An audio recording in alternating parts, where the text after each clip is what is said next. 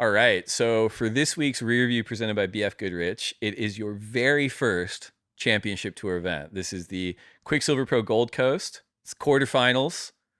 You're against Michel Perez. What was it like your very, very first CT experience on tour? You're a rookie. Did you have a ton of expectations on yourself, or were you just going out there being like, I can't believe I'm on tour?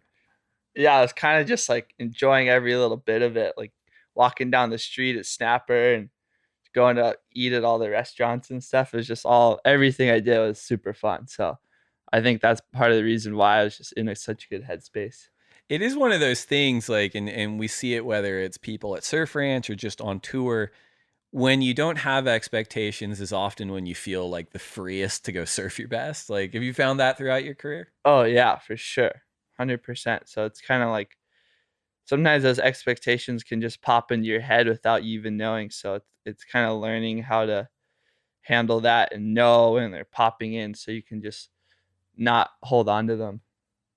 And this event in particular was really special because it's not often that we get to surf Kira. And if you talk to the locals there, there's a whole debate on like what actually constitutes as Kira or not. But this was probably the closest we'd gotten for really since kind of the sand bypass started and the superbank started. Uh-huh. Had you had a lot of experience surfing out here before this heat? My first time surfing out there was that morning. So How'd it go that morning? it actually went really well. My first wave, I got like a pretty deep, big barrel, and I was just like, holy shit, it's firing out here. I couldn't believe that we were going to surf it in the contest. And it is like when there is cyclone swell there, it's one of those things where it's just so exhausting. And you see a bunch of the pros these days, like even on free surf, they have their skis and they're doing step offs, etc.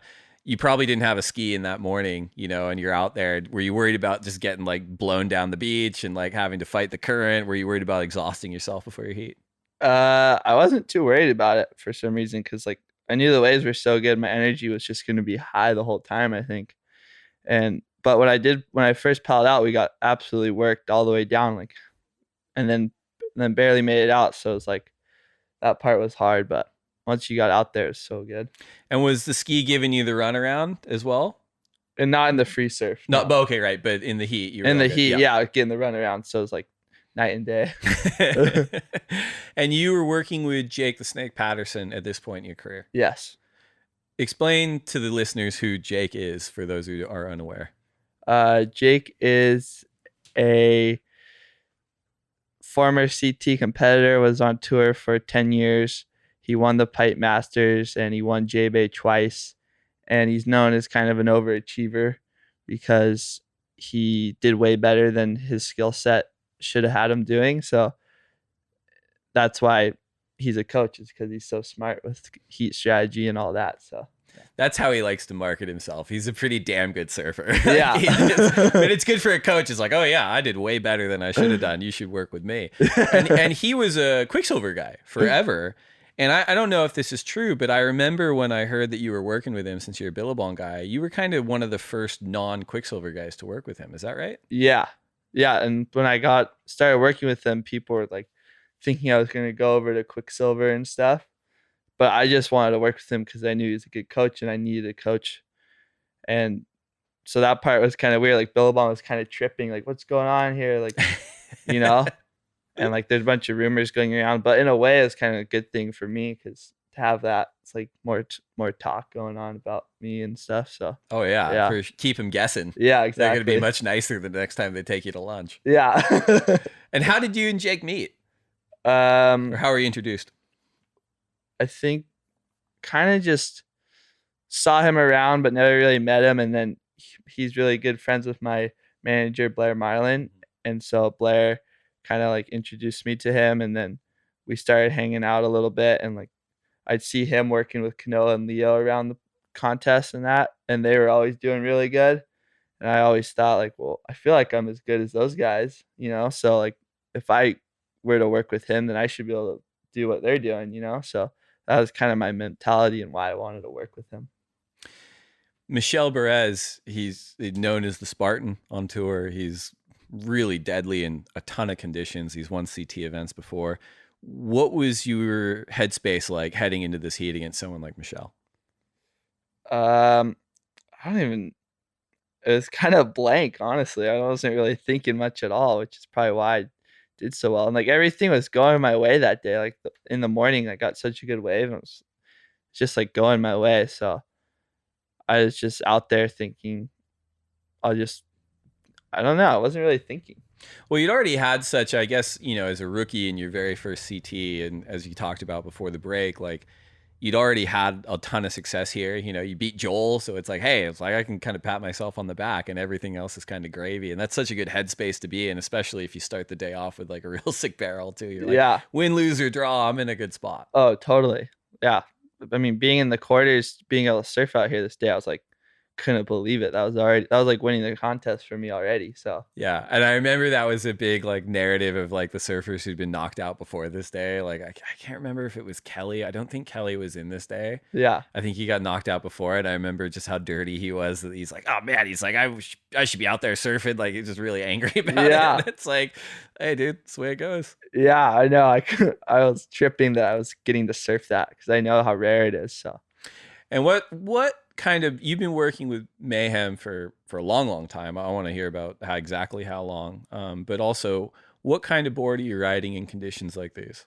I was just riding like a stock standard driver. Mm-hmm. But the start of the event, I was riding, and when it was all turns at Snapper, I was riding one of Kalohe's old boards that he had actually gotten, looked at it, didn't like the way it looked, gave it back, like traded it in. And then it was during the off season. I had no board, so I went up there and I saw that and was like, "Oh, I'll just see how this thing goes." And then all of a sudden, it was like my magic board, and like I kept telling brother, "It's his board." You get all rattled. So compared to the days when it was up, the days before this, during the event when it was up at Snapper and it was smaller and it was turns, are you riding kind of a little bit of a step up today, or is it about the same dimensions? It's just a different kind of board. Just 5'11" driver, like pretty much same dimensions. Little like not as, the rails weren't as pulled down, so it was just felt like a little more foam in this boards, and like I didn't really care if I broke it as much, so I rode a different board this day because I did end up breaking it in the semis. So.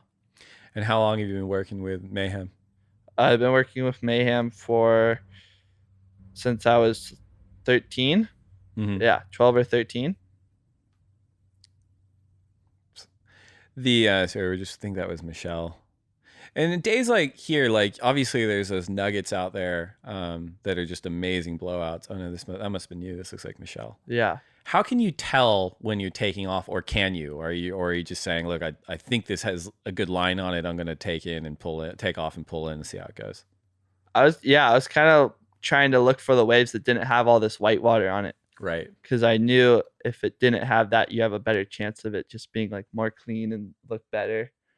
So I think that was because a lot of people were going on waves before, and like it'd be good at first and then go into the whitewater bit and it would be shitty. So yeah, that was kind of like what I was thinking. It's I going back to the board question. I love asking this. Like at an event like Snapper Rock, so let's just say this event, for example, how many boards do you have in your quiver from Mayhem, or from anybody, I guess, but like how many boards do you have in your quiver for an event like this? I think I had like 12 boards with me. Uh-huh. Because I was also going to Bell's and Margaret's after. But like for these types of waves, I probably have like 6. Okay. 6 short boards or like 5'10s, 5'11s. And is that kind of standard? Like 12's about the number you'd bring kind of any stop on tour? Yeah, I think so. Mm-hmm. Well, I guess it depends how many events we're going to be going to. But if it's one event, I'll bring like 6. But if it's more than one, I'll bring probably 12. Now, are you the kind of CT surfers? My other favorite question. Do you ever experiment with non-thrusters? Because it's people fall into 2 camps. I found like there's people who are like, oh no, regardless of the conditions, I ride my thruster and I stay as sharp as possible on that board. And then there's other people who are like, no, I'll ride like a quad or an epoxy or a fish or something. What camp do you fall into? I fall into the thruster camp. I just stick to the one thing pretty much. No epoxies, no different tech or anything? I bring epoxies if I know the place can get really small. Yeah. But yeah, I just like to keep it simple, Yeah. So yeah. That makes sense. And then with something like Mayhem is sort of an outfit that has board building set up in Australia. Do you ever get boards from the Australia factory when you're over there, or you just try to keep it straight out of San Clemente? Yeah, I've only gotten 2 boards from there. They weren't as good as the ones from San Clemente, so I just stick to the San Clemente ones. And you mentioned that you're on a magic board here. There's another sort of thing that comes up with CT surfers is like, oh yeah, I ordered like 6 of the same boards, but one of them was the magic board. Well, what makes it a magic board for you?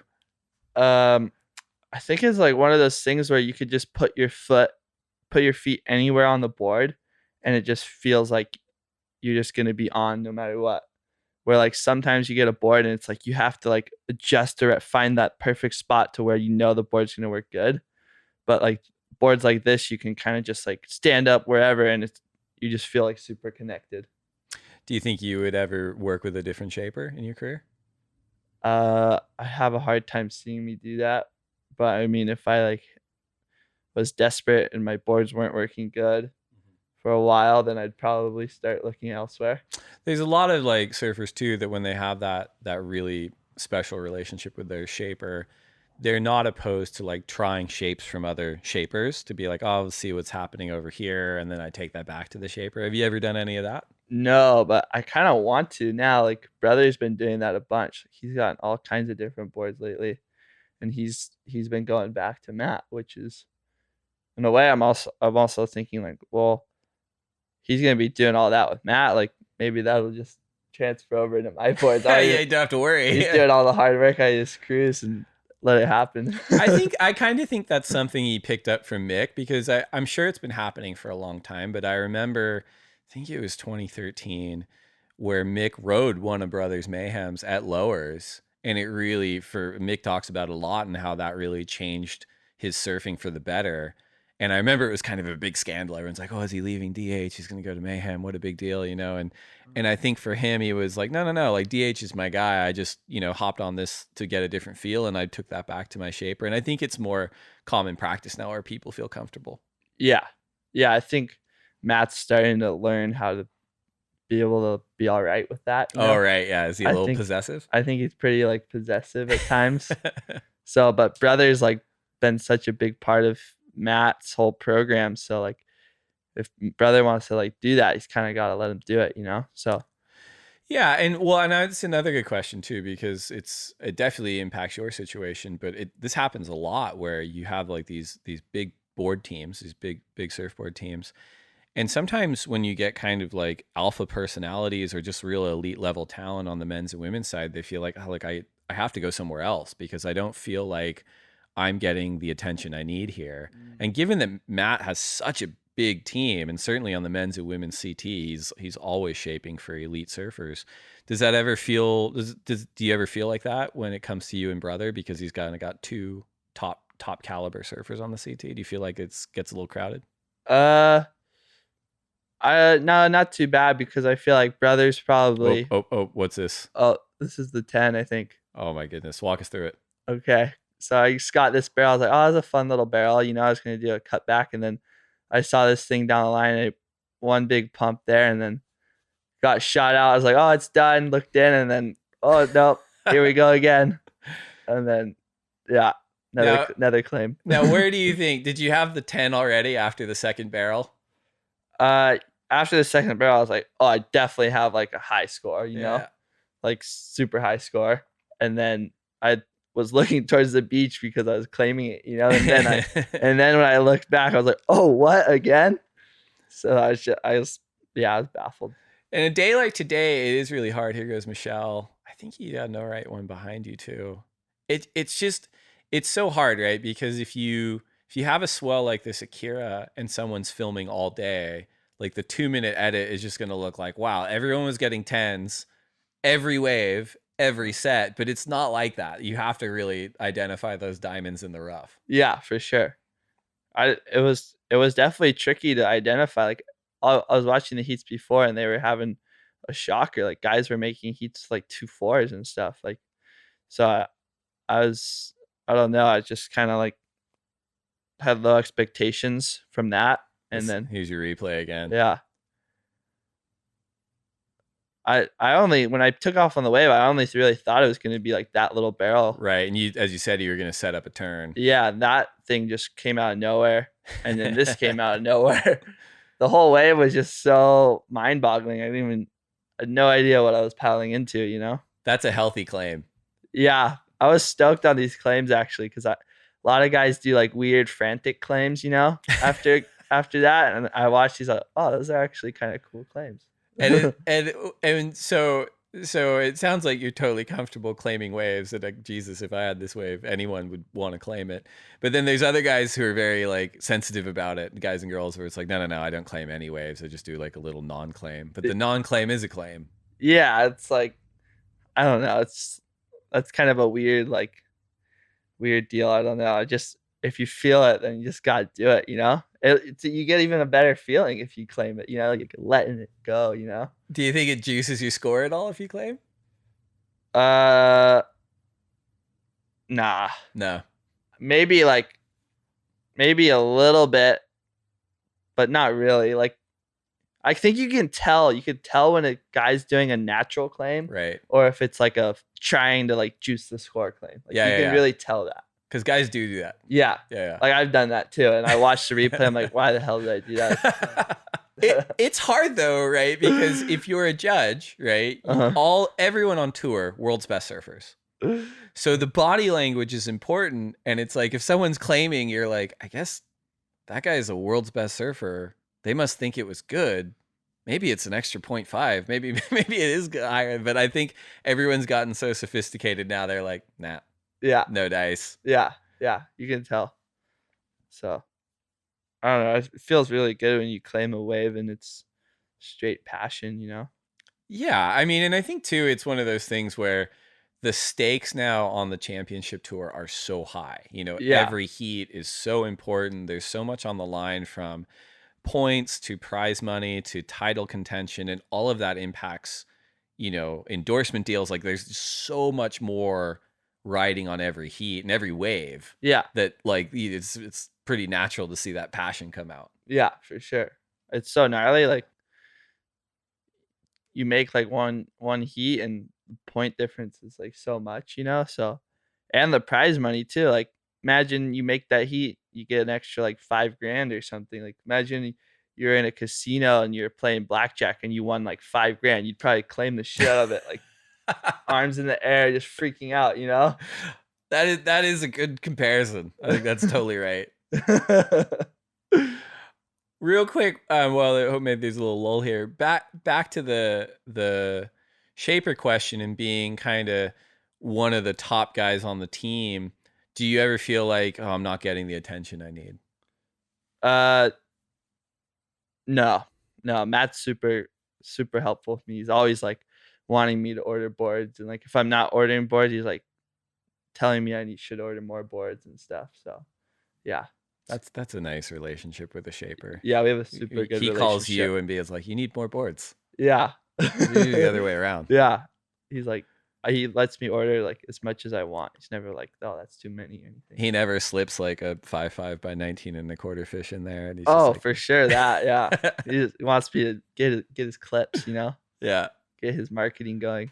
When I was a kid, I was in high school and that movie came out and like it blew everybody's mind. Everyone was like, oh my God, like the original one, not the Redux, but like 5.5 by 19 and a quarter with like Wardo and Corey and Andy and just surfing fishes. And you're like, I guess I only need a fish. Like, look at all these waves they're surfing on these things. These things look awesome. Yeah. Everyone went home and like ripped the nose off their board because of the Bruce section at Pipe. Everyone's like, he doesn't need a nose. I just like snap this thing off and I'll square it off. It'll be fine. Yeah.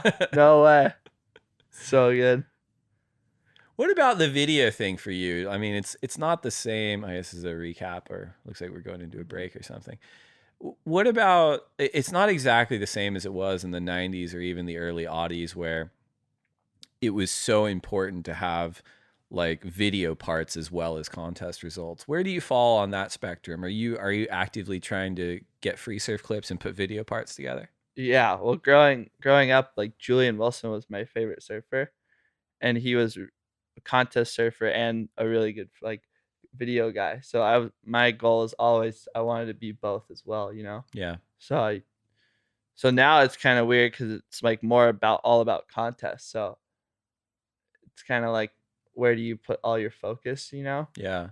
So in a way, I kind of wish they were still doing like movies and stuff like that. That looks so cool Yeah. to be a part of. But it's also cool that a lot of it's about contests, because then you're like working really hard to achieve like one really big goal. So It feels like there's just also less filmmakers out there where like for a while it was like here's Josh Pomer and here's Taylor Steele and here's Kai Neville and here's Logan Doolian, and there's just not as much opportunity anymore. But you're working with Logan on Snap 4, are you? no, Or- I'm not a part Oh, of not a that. part of it. No, Didn't want to. I don't know. I don't know why I didn't want to. I just didn't really want to. I mean, it is interesting. I think Jimmy Wilson, the photographer, I can't remember if he wrote this and I read it or we were talking about it. It came up years and years ago where he said, you know, it used to be that guys would surf conservatively in heats and then all the free surf stuff would be amazing for like photos or videos. He goes, now it's the opposite. He goes, guys surf conservatively in their free surfs because they save it all for the contest, because they're like, if I'm going to get hurt, I'm going to do it in the contest when everything's on the line. And Yeah. that's been a total change since when I started. Yeah, that part's crazy, huh? Yeah. In addition to Julian Wilson, who are some of your other guys growing up that you looked up to? Mostly just Julian and like a little bit of Kelly when I was young, and then once I started like understanding technique and stuff, because I never really had much coaches on the technique side of things. Once I started understanding that, I realized like how good Joel Parkinson surfed on his forehand. I just like couldn't believe it, and so I was just like, I gotta try and emulate that a little bit too, you know. So I started working on that a bunch, like right when I made the tour, and then now I still watch him a bunch and kind of try and look to like guys that are really good on their backside too, like Taj Burrow, because that's kind of what I'm working on most right now. Yeah. So yeah. Yeah. Taj's backhand's unbelievable. And, you know, big backup wave here too. After you get a 10 in the heat, because it's a little bit feast and famine in these conditions, how are you worried about getting that backup score? Are you worried about just like all of my other waves are going to be closeouts? Because this one here was great. Like you had a good barrel and then went into a series of turns. But like, what are you thinking when you're out here? Walk us through this wave first, I guess. I was a little frantic for a backup. I didn't want to be the guy losing with the 10. So like this was a super small wave that day. So I was actually lucky that it gave me these sections to do turns. Yeah. Because that could have thrown me off really bad, because I ended up getting a 6. I kind of like manufactured that. Where if it was just the barrel, I could have only got like a 2 or like a 3 or something, you know? Right. Yeah. So that was kind of like stupid to go on that wave, but it worked out because it let me do those turns. Totally. And I think it's so much of surfing is the point of difference stuff. And on a day like today, people just weren't seeing a ton of turns. And as you said, like those were 3 really good turns for that day. You know, they're like real full power and like flare at the end and stuff. And as you said, it's like if it was just the barrel, it probably wouldn't have been in your score line. Yeah, totally. So, and then then there's only 10 minutes left. So Michelle only needed a 5. He had a 7. So I was lucky to get those turns. Yeah. When you're on the ski, when you're getting pulled back around, are you talking to the ski driver at all? A little bit, like right when he picks you up. And that was Kyborg taking me around. So All right. Okay. it was pretty cool. I kind of become like good friends with Kyborg a little bit over the years in Hawaii. And he's really good friends with Dan Dino. So hung out with him a little bit. So it's cool to have him out there on the ski like that. Yeah. He's a really good dude. Yeah. Michelle picked off a pretty good one after you too.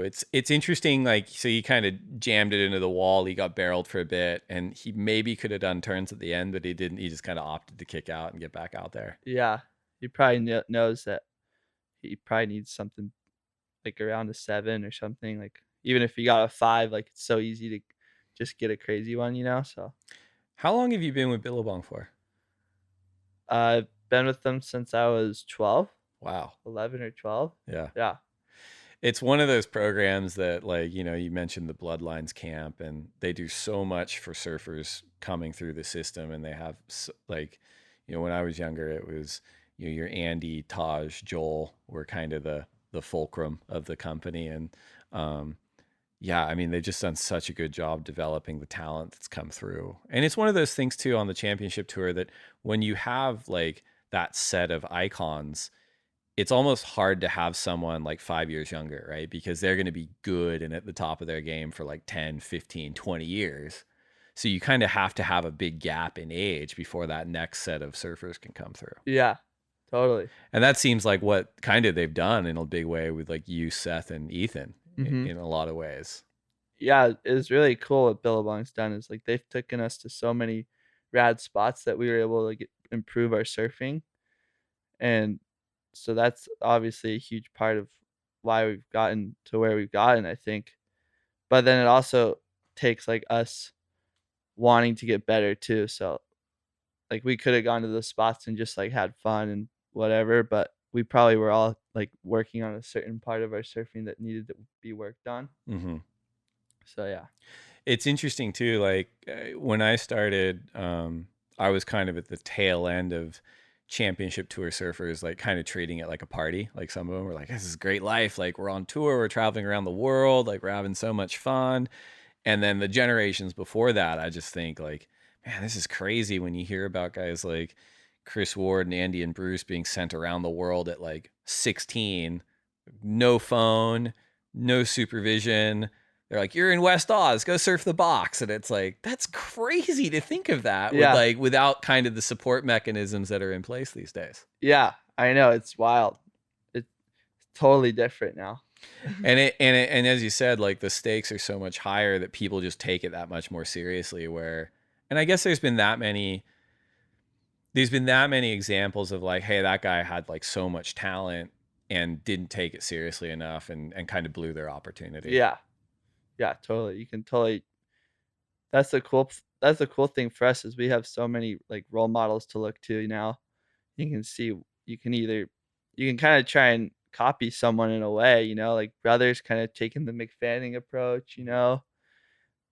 I personally, I think I would do best if taking like the Kelly Slater approach in the way he does things, not so like secretive and mysterious, but like I don't know, I think he has like a more holistic look on everything. Mm. And that's kind of like the vibe I want to go with.